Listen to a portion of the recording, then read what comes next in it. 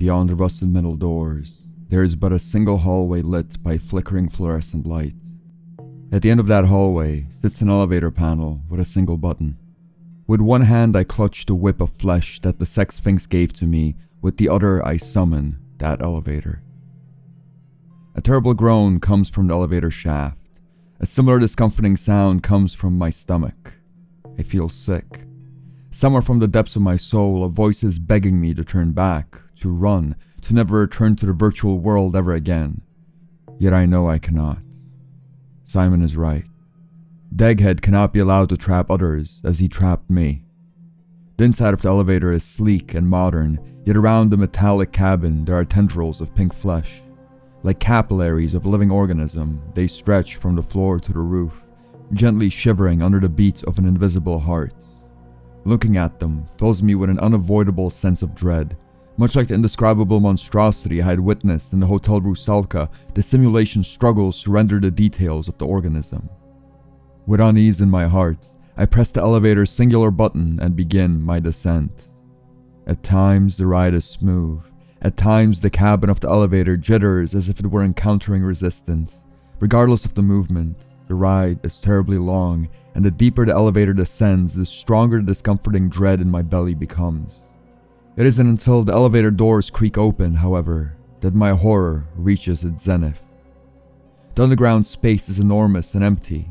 The floor bears the memories of a once great mosaic, yet the individual tiles have been dislodged by the foreign growth of the poorly rendered flesh. The sheer size of the space and its vaulted ceilings immediately bring forth memories of cathedrals, yet where stained glass arts would exist in the house of God, the structure in which I stand only has staircases. The metal stairs pile onto each other like makeshift scaffolding, and both sides of the cathedral-like structure are identical. All across the walls, stretching to over a dozen different levels, there are rows of doors. From each of these doors stem even more strands of distorted flesh that wrap around the railings and steps like parasitic flora. The pink organism stretches its throbbing tentacles from every corner of the cathedral, yet their destination is singular. On the other side of the grand structure, where the pastor's pew would rest where the house of God, sits a ball of flickering blue light. The object is held in a glass box that bends and twists the light into a shine of a sea-colored disco ball, yet when I remove the top of the case, the light is unmistakable from the radiance that has haunted my dreams. Inside of the ball sits a cosmos of incomprehensible shapes and patterns that is dizzying to witness. As perplexing as the shine of the ball is, however, there are two crude handlebars drilled into its sides. With some psychic difficulty, I seize the handlebars and lift the object out of its box. The thing vibrates in my hands on a frequency that makes every bone in my body uncomfortable. "I hope you're right, Simon," I mumble to myself and then slam the object to the ground. It does not break. Instead, the object meets the ground with a dull thud and rolls towards the elevator. The strands of poorly rendered flesh serve as speed bumps for the blue ball's roll until it finally tilts over to the side and rests on one of its handlebars. "Shit," I mumble, somewhat louder. Through the acoustics of the grand room, my voice echoes back to me, lower in tenor and absent of life. The swirling universe of blue seems to be contained in nothing but a thin film of plastic or glass, yet no matter how hard I slam the object against the ground, its surface does not give. Dejected, I put the object back in its case and try to come up with an alternative method of destroying it. Half-consciously, I remove one of my boots, seize it in my hand, and strike the ball of blue light. The rubber sole of my boot bounces off the sphere, and I find a lot of difficulty keeping my shoeless foot away from the strands of flesh that cover the floor, but my failure instigates another idea. I search the ruined mosaic for a loose tile. When I finally find a slab of stone big enough to crack the Egghead source of power, I am given a terrible fright. When I reach to pick up the tile, one of the strands of mis-simulated flesh leaps for my hand as if to grasp it. I yelp and stumble and reach for my whip. For a second, I fear combat with a foe I cannot comprehend, but luckily, the strands of flesh continue to throb on their own irrespective of my position. Not stepping on strands of pixelated life is a difficult task, and I often fail at it, but I am cautious on my way back to the holding box. I place the ball of blue light back where I found it, take a deep breath, and seize the piece of tile with both hands. I focus all of my energy on the strike and pray with all my might that the ball of blue light will crack. It does not. I try again, and again, and again. I try till my hands are stained with red and the slab of mosaic is no more. As the blood drips down to my feet, the shivering polygons of pink stretch out and press themselves up against it. They're drinking it. I am once again reminded I should have brought gloves. Fuck! I yell, frustrated and scared. My outburst is immediately answered by a devilish echo of rage. The screams of fuck bounce around the cathedral until finally the air grows quiet once more. Then, from the stillness where nothing exists but my labored breath, another sound arises. Off by the elevator, a gentle thud. Then, a creaking of metal doors being forced apart. For a moment, I am seized with panic, but then all thoughts are drowned out by a rapid war drum of my heart. I unfurl my whip. I prepare for battle. With burning eyes and needle teeth, the creature waddles out of the pried elevator doors. It babbles like a gleeful infant searching for a hug, yet I know the minion's motives are much more sinister. I snap my whip at it. In an instant, the creature ceases to exist. With the crack of a gunshot, the little monstrosity shatters into 1,000 pieces and leaves behind a moist hill of green goop. The pixelated flesh quickly starts to suckle at what is left of the Egghead's minion. I do not watch for long, for my mind is elsewhere. With a flick of the wrist, I snap the whip at the ball of blue light.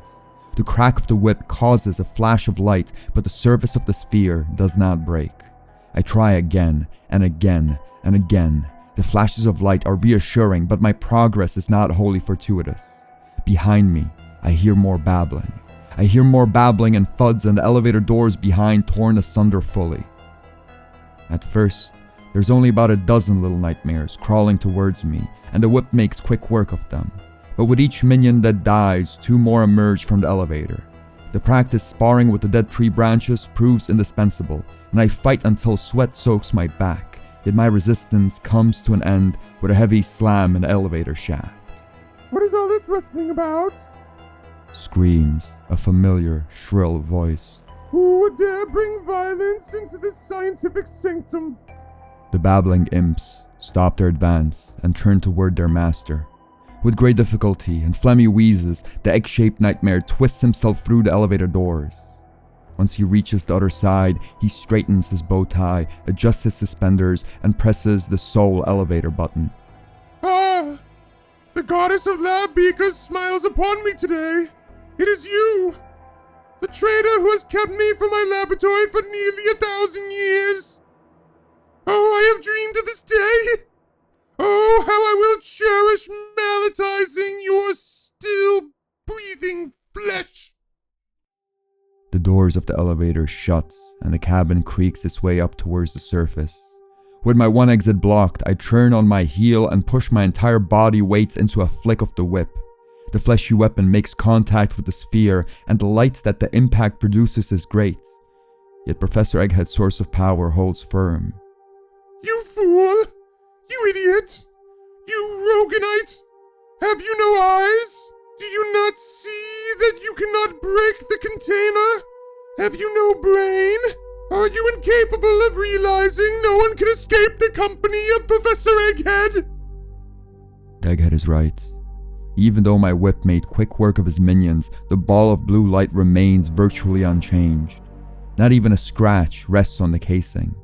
With Egghead quickly wobbling towards me, I reach up for my headset to exit the simulation.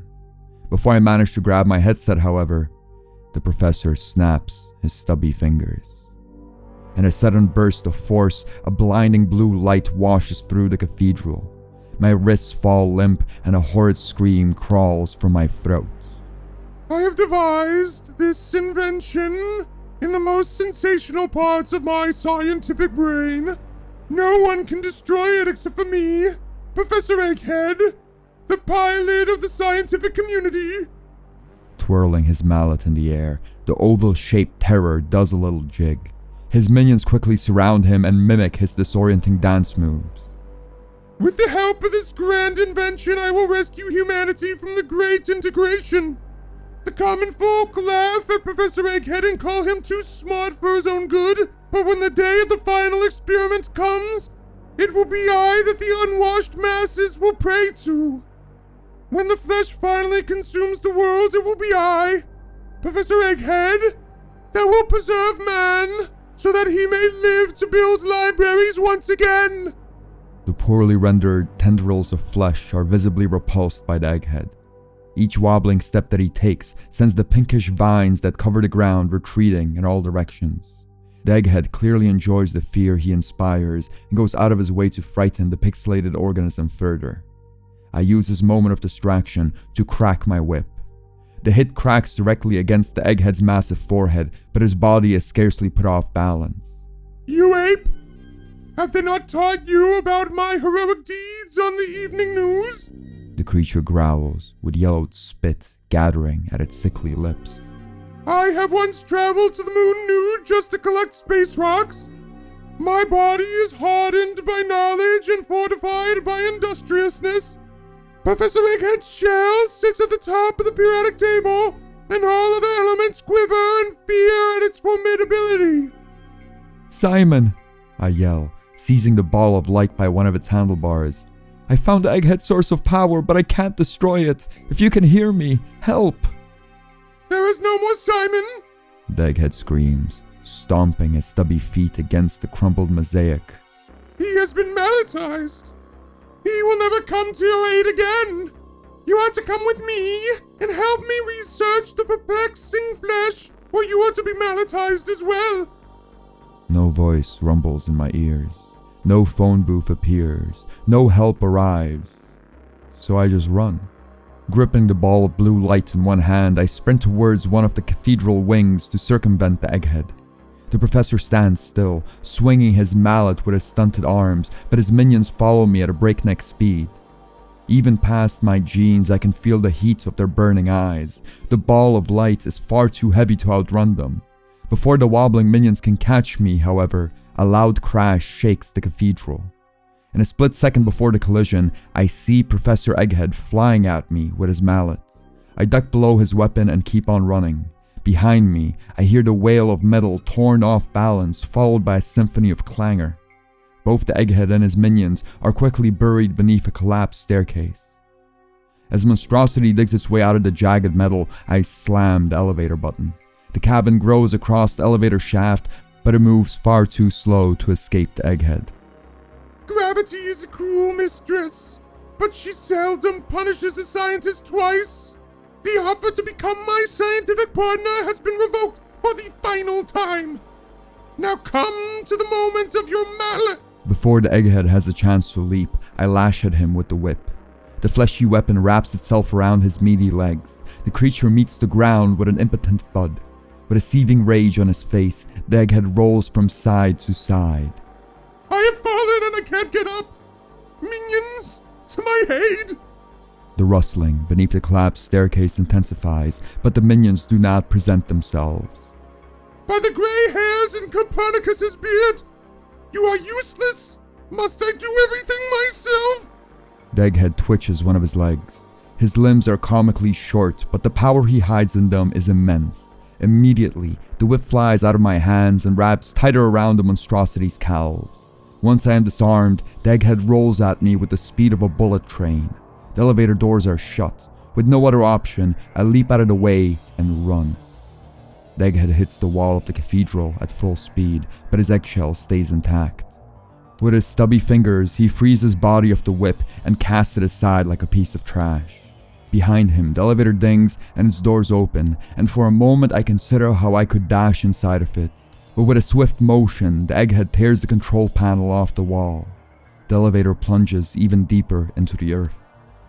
No one, the professor says, wiping sweat from his grayish brow.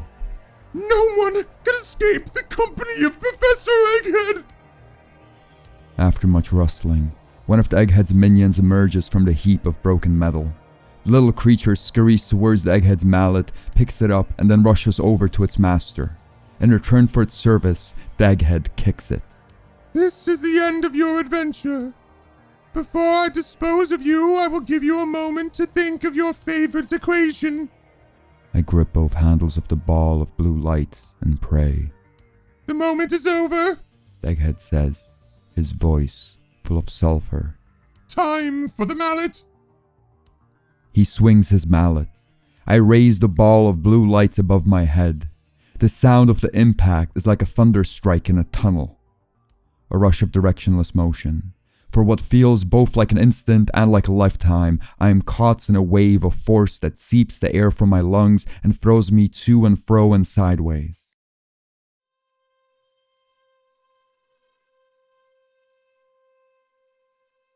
When I finally come to, I find myself lying face down on the sharp tiles of a broken mosaic. At first, my vision blurs and I struggle for breath. With the wind knocked out of me, my lungs contest with the virtual atmosphere. When my gullet finally relaxes, the first breath of oxygen I take in serves as righteous fuel for a cry of victory. Fuck yeah, I roar as loud as I can. Yes, yes, yes! My joy echoes around the cathedral with such force that I do not feel alone.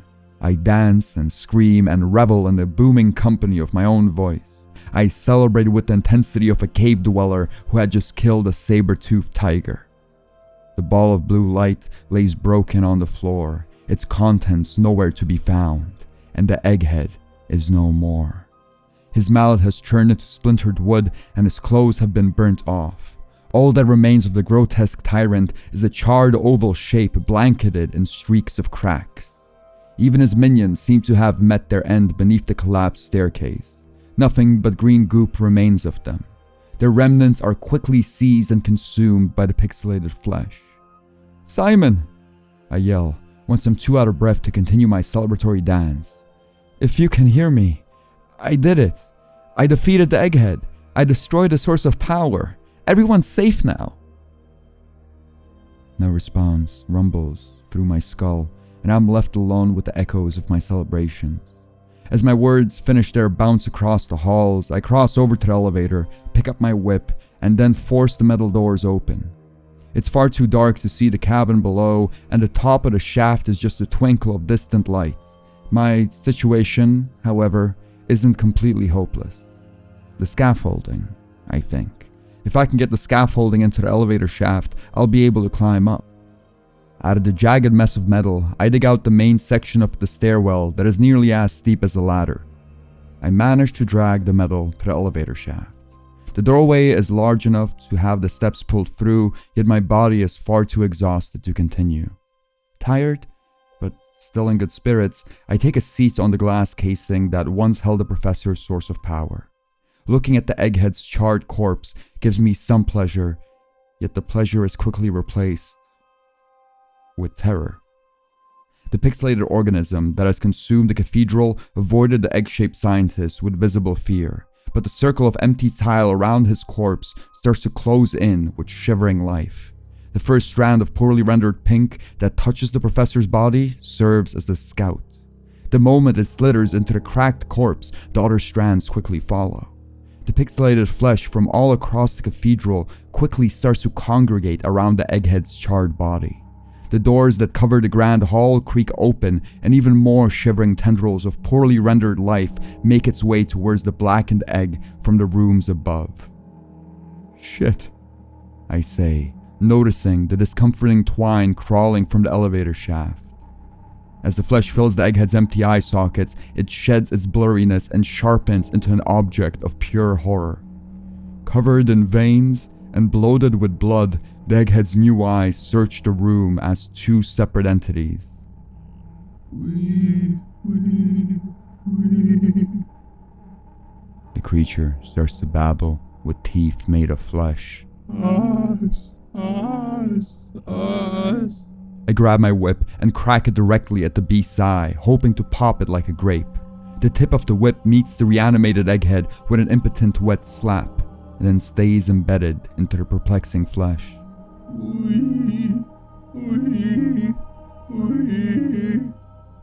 The creature continues to babble in 100 voices. Us. Us. Us. We consume. We become. We control. We. Egghead. Knowledge. Science. Us. Us. Us. The whip slips from my hands and is sucked into the terrifying mass of flesh that was once the Egghead. With the visage of the flesh sharpened and unobscured, I find my body sweating with terror. The sight of the bloating pulp brings tears to my eyes. Something about that corrupted visage is undeniably wrong, as if it were a summation of all that is evil. We all touch, all join, all become us. The loathsome abomination chants as strands of flesh harden into limbs.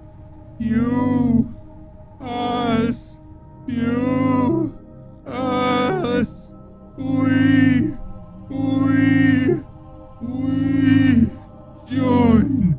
join, become us, become. Unlike the Egghead's stubby limbs, the beast of flesh has arms which are not constrained by skin. They shiver and pulse and stretch out towards me. In an impotent panic, I reach up for my headset, but my wrists go limp once more.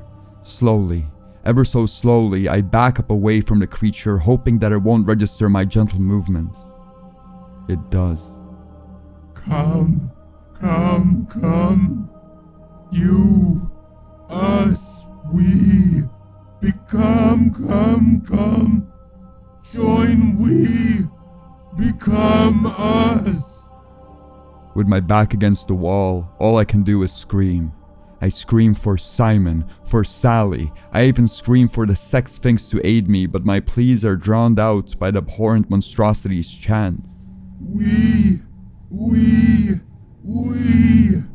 always us, always spread, always control, us, indestructible, incorruptible, knowledge, join. The horror grows and grows until my heart gives out. I cannot look at it. I cannot bear to stand witness to this affront to God. With my eyes shut and the terrible tendrils of the abomination inches away from my face, I almost accept my fate.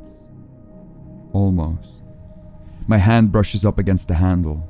Without even being fully certain of where the door leads, I grip it and pry it open. With all the hope in my heart, I beg the universe to obstruct my view of the incomprehensible horror, but to my dismay, the door is made of clear glass. I still see the unspeakable monstrosity writhe before me, but not all is lost. I see something else. I see a coin slot and a dialing pad. "Thank you, Simon," I wheeze as I press the phone to my ear.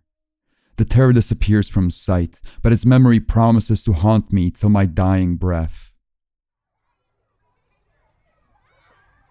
The sound of children playing is the first thing that cuts past my threshold of perception.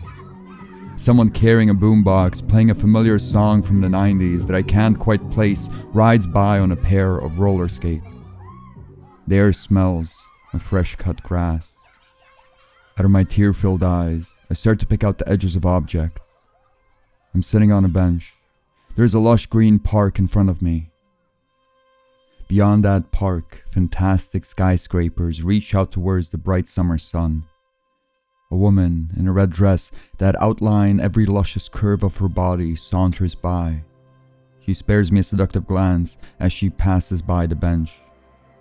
Her face is far too symmetric to be human, yet her beauty still provides a momentary distraction from the horrors I have witnessed.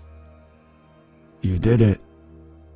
The man's voice is hoarse, as if he were a lifelong smoker ready to be plugged into life support, or was being actively choked. The stranger sits down next to me on the bench. "You destroyed Eggman's source of power. I do not recognize the man. His face is hawkish, with long black hair and partially covered with a long woolen scarf. The dark trench coat he wears looks pried from the 80s, and his polished combat boots are straight from a heavy metal clothing catalog. I've never seen the man in my life, but his voice sounds ever so slightly familiar. Simon? One and only. My friend grins. Thanks for coming back, Matt. 1,000 questions rush into my mind and tie my tongue into knots. All nuance drains from my speech or thought. How are you alive? Simon unties his scarf from around his neck, revealing a menagerie of shining staples connecting his head to his torso. Woke up once the Eggman and his little helpers left. Took a page out of our friend Sally's book and voila! Headless tech nerd. Managed to dig through some simulations and found, well, this. Seemed like a nice place to lay low, so I stayed. The cityscape shines around us, clean and bright and perfect. On the observation deck of one of the skyscrapers, an ant of a human excitedly waves at me. I wave back, unsure of what to think. When you destroyed the Egghead, the whole simulation started to shut down. I've studied the code for months, but, well, still couldn't find any rhyme or reason to it. Sorry it took so long to get you out. Better late than never, I say. Are you, still alive? No. Simon says, matter-of-factly, rewrapping a scarf. I've been visiting some of the darker corners of the internet through the simulation. About 2 weeks after everything went down, I found a picture of my living room with my headless corpse behind a computer. Looks like a crime scene photo. People use it as a reaction image if something is really awesome, so that's nice. I'm sorry, I say. Simon shrugs. World outside wasn't looking that great anyway. Better here than dancing underground and fighting robots, right? I return a shrug. Beyond us, the simulation of the park continues ticking along with joggers and cyclists and joyous children gripping the hands of their grandparents. What about... I find my voice quivering.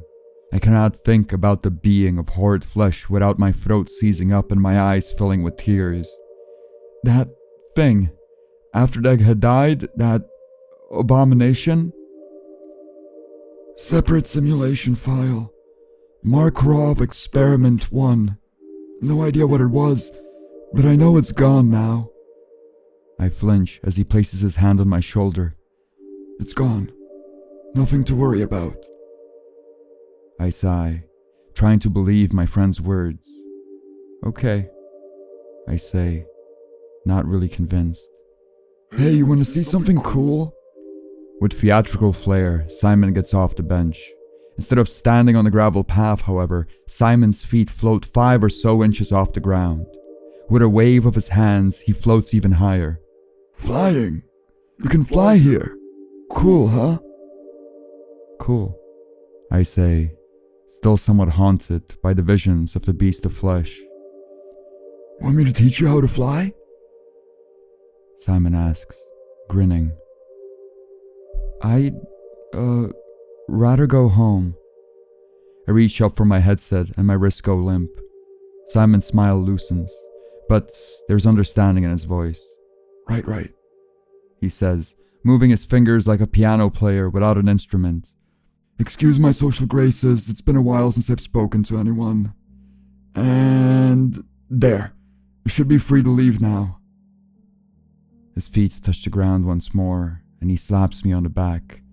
You go enjoy the real world, but, well, you're always welcome to drop by. It's fun and all hanging around here, but a little human company wouldn't hurt. I'll come back, I say, and I mean it. See you soon, Matt. Likewise, Simon. The VR headset slides off my face without a hitch. Getting the gloves off my misshapen arms is somewhat more difficult, but after a couple of tugs, they relent. I find myself back in my humble apartment, alive and well. The beast of flesh stays stuck to my train of thought, but with a little bit of meditation and some breathing exercises, its terrible visage loses some of its sharpness. I wonder whether I'll ever dream of the Egghead again. I wonder whether I'll ever be truly able to forget what horror I had witnessed in the Metaverse. Most of all, however, I wonder what I'll be eating for dinner. My appetite returns after months of absence. It brings with it a feeling of normalcy, which I haven't felt for a long time. The boxes of cereal I have stocked myself with in case of being trapped in a realm of the virtual will not do for a victory feast. To reward myself for the ordeal I had undertaken, I decide to get burgers from Pavel's Bistro. As I put my coats and gather my keys, a sense of joy starts to worm itself into my heart. The Egghead is gone. The simulation that had brought me to the brink of insanity has been terminated. I can now live out my days in peace and relative wealth. For the first time in a long time, I find a smile on my lips. Before I leave the house, just as the doctors at the Messianic Psychiatric Institute taught me to do, I list off the things I'm grateful for. I'm grateful that the flesh monster can't reach me in the realm of the real. I'm grateful that Professor Egghead has been destroyed, but most of all, I am grateful that I am finally free. That smile on my lips turns into a grin. I get ready to face my new life with a positive attitude. I get ready to prosper in a new world of freedom. My positive attitude dissipates the moment the door opens. "Sorry, Matthew," the man in the ill-fitting suit says. "You were warned twice. You never mess with the money. Now it's time to face the consequences." Before I can scream for help, he hits me square in the nose. The punch comes in with the force of a speeding train, and for a moment I am certain I can hear the rattling of coins in his fist. The fixer catches me before I hit the ground. A stinging pain travels up my wrist and bounces through my bloodstream like a piece of broken glass. I open my mouth to yell, but only manage to get spittle on myself. The pain shooting through my body reaches an unbearable degree and then quickly descends into numbness. "You don't mess with the money, kid. You never mess with the money." The last thing I perceive before I lose consciousness is the smell of cigarettes tinged with mouthwash.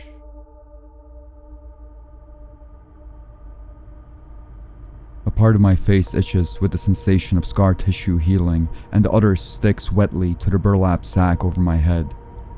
I'm lying on leather upholstery with a blanket pulled over the length of my body. Past the rushing blood in my ears, I hear the engine of an old station wagon. Every bump in the road feels like a brutal rearrangement of my internal organs, and the hum of the engine feels like it's coming from inside of my chest. The numbness fades from my limbs, and the constraints around my hands and feet make themselves known. They are far too tight to break out of. I've met a lot of lucky guys in my line of work, Matthew. A lot of lucky guys. Not as lucky as you, though. The sedatives in my system render his voice low and distant, but I can still recognize the fixer speaking to me. "First time around, the idea of knocking you off was sacrilege. What sort of corporate culture would kill an innocent man? Let's just make it look like a work accident caused by human error and pay him off to stay quiet. Aces. They give you a second chance at life with a free pair of arms to boot. What do? You stab them in the back and go snooping around. But oh no, his friend is dead. It's only natural that he would be curious. Let's give him a stern warning and a second chance."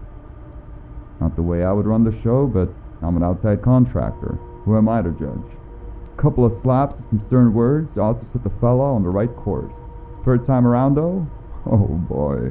You even had the bleeding hearts tearing their hair out. "He is a threat to corporate integrity and day-to-day operations, but we are not murderers. Let's just keep a close eye on the boy. Let's revoke his hallway privileges and put him out on a long time out." The car skids to a stop, and the man slams the horn. Before we start moving again, the fixer yells something about Sunday drivers. There are other people around us. We're somewhere on a public road. My tongue feels like a foreign object lodged inside of my mouth, but my will to survive is too strong to ignore. "Help!" I yell. "Help me! I'm being abducted by a corpo—" A dull hit to my face sends me crashing down onto the seat. In an instant, a familiar lightning bolt of discomfort spreads up my arms to the rest of my body. You're a lucky guy, Matthew. But everyone's luck runs out eventually.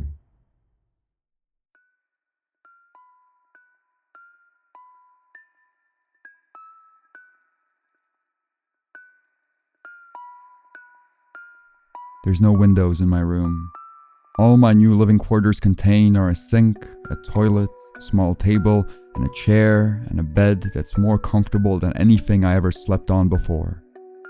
When I wake, there's a plate of chicken and mashed potatoes on the table. When the sedatives finally leave me enough to maintain balance, I slam on the door and demand I be released. No one answers me. I scream for hours and no one answers me. I do my best to avoid the food on the table, but eventually the pain in my stomach becomes unavoidable. I dig into the food. It's delicious. Once I finish my meal, I try screaming some more, but I quickly find myself drowsy.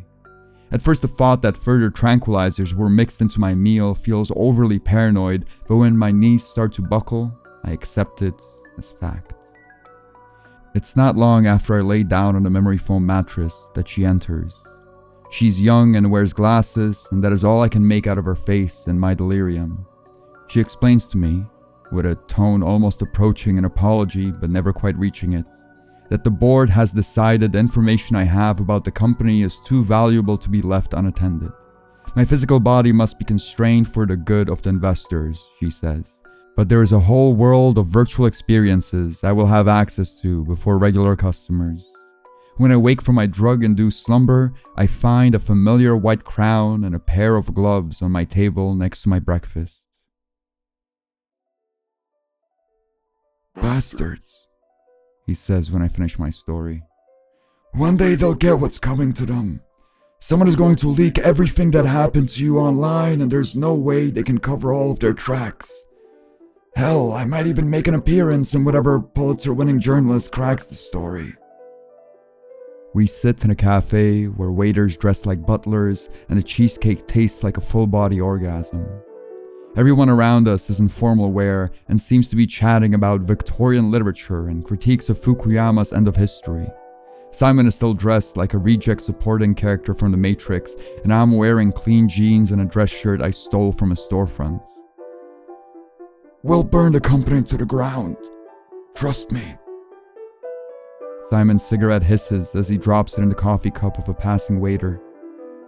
Can we do that? I ask. He shrugs. We'll find a way.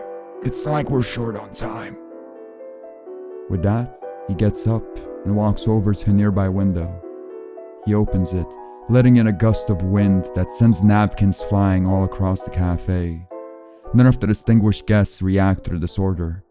They're not programmed to react. For the time being, though, Simon says, leaning his body out across the city streets. How about I teach you how to fly? The shining lights of the metropolis beyond the window are beautiful. They are much more beautiful from a bird's eye point of view.